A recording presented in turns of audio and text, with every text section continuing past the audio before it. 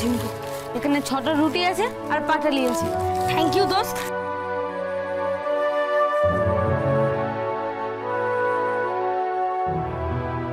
আজকে আমরা সত্যিই না খেয়ে থাকতাম, খাবার পাইনি তো আজ।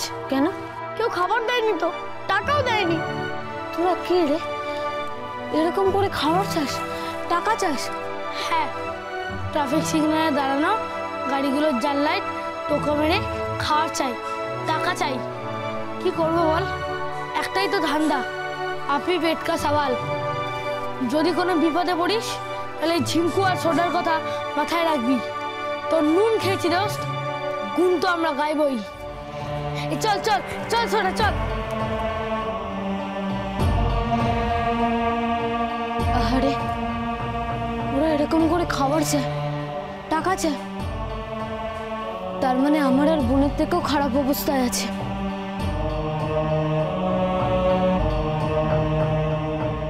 ভালো আছে না? তোর পছন্দ হয়েছে তো? হ্যাঁ। এই কোথায় যাওয়া হয়েছিল তোর? একটু বাইরে গিয়েছিলাম, একজন ডাকছিল। হ্যাঁ ওই করো, সারাক্ষণ পাড়া টোটো করে ঘুরে বেড়ো, রকবা ছোড়াগুলোর সঙ্গে আড্ডা মারো। নিজের তো ভবিষ্যতে 12টা বেজে গেছে, বোনটারও তাই হবে। যেমন দাদা তার তেমন বোন। এভাবে বলছো কেন?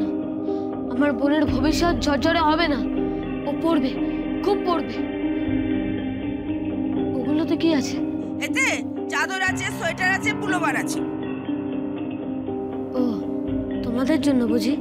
না, গোটা পাড়ার জন্য। আবার জিজ্ঞেস করা হচ্ছে ঢং করে, তোমাদের জন্য বুঝি? আমাদের জন্য না তো কি তোদের জন্য? হ্যাঁ, সব জিনিসে নজর দেওয়াটা না তোর একটা বদ অভ্যাস হয়ে গেছে। যখনই বাড়িতে কোনো জিনিস আসে সঙ্গে সঙ্গে নজর দিস তাতে। যা যা, আগে এগুলো রেখে আয়, যা সঙ্গে সঙ্গে যা যা। এনে আমার ব্যাগটা রেখে যা।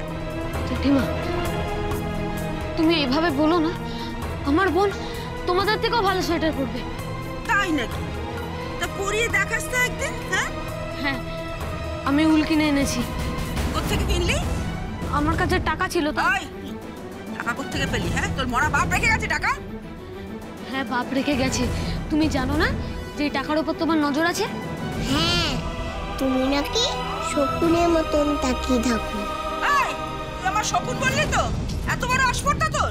হ্যাঁ, মেয়ে শকুনকে কি বলে আমি জানি না তো, তাই শকুন বললাম। রাগ করো না জেঠিমা। দাঁড়া, তোর কাছে আমি পরে আসছি।